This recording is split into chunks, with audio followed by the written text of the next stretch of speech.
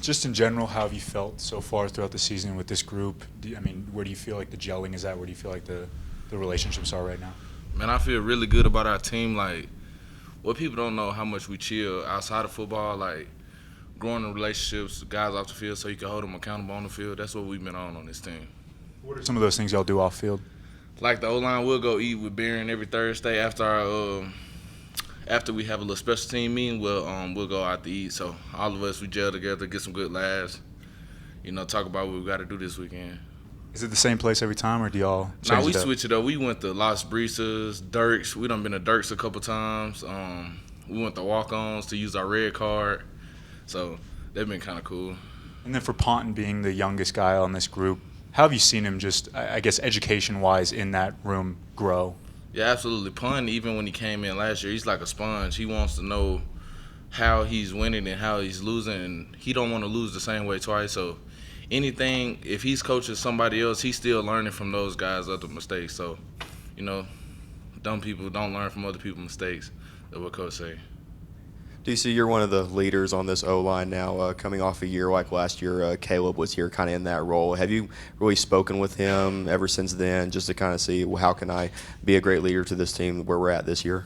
Yeah, I think guys like Caleb, they very hard to replace. A guy who put in 5+ years here, you know what I'm saying? So he got a different approach than everybody, and that's what makes the O-line unique. Everybody has a different personality, and some O-lines require that extra juice and some don't. But we have a bunch of guys that chip in. Now it's like we got Howard, we got Will, even like Sher. We all just kind of chip in and help each other. Like when practice or we hit a lull in the game, we can give each other a look or a head nod or something like that. Get everybody calm and stuff like that. Kind of just going back to that quarterback O-line dinner thing. How did that whole thing start out? Was it just like the O-line, like, hey, let's get together with Barron, or was Barron just inviting you guys Actually, it out? was Barron's idea. Like, so he was like, y'all want to go eat? I was like, yeah. And so like we haven't broke that, so we're gonna keep that going. So it's kind of like a superstitious thing now. And just from that experience, who with that entire group do you feel like you're the closest with? In my office alone, Yeah. ooh, that's tough. Cause you spend so much time with each other, like really all of us. Cause we spend like I'll say the closest probably Sherry or Pun because I'm playing right next to them. You know what I'm saying? It's about communication with us. Like it's a lot of communication with us right here, but really all of us are tight. I really can't pinpoint a person.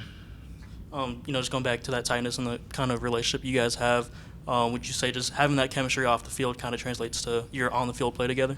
Absolutely. It makes you play harder for your brother.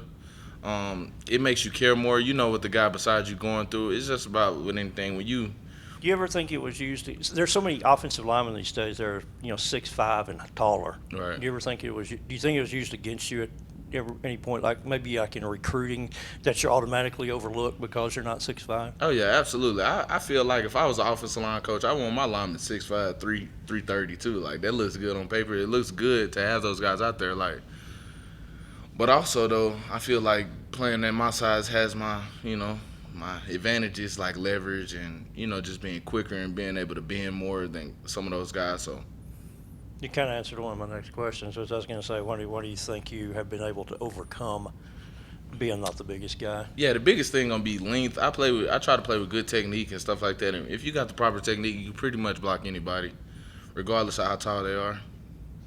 So that's You've pretty also cool. been complimented. Coaches have also complimented you just being a really sharp, smart guy. How do you feel about that?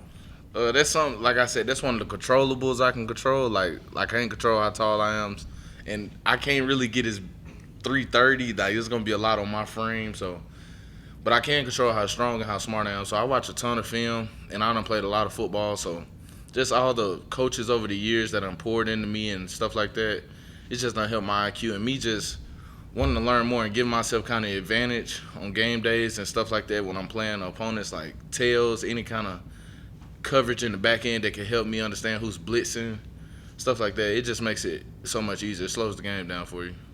So before you got here, who was maybe your best offensive line coach, or the guy that maybe You poured gonna do into me you like the most, that? or the guy that you kind Oh. of clicked with the most?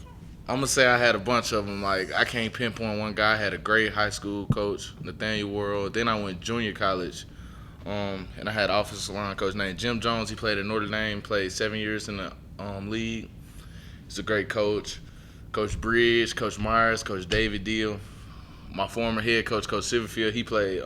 He coached 7 years for the Vikings in the league, and Coach McGuire. Like those guys got like 20 years of experience on offense line with so many different guys. Like they know what works, and I just try to pinpoint the things that work for them, and I just try to do it. It ain't no secret ingredient, you know.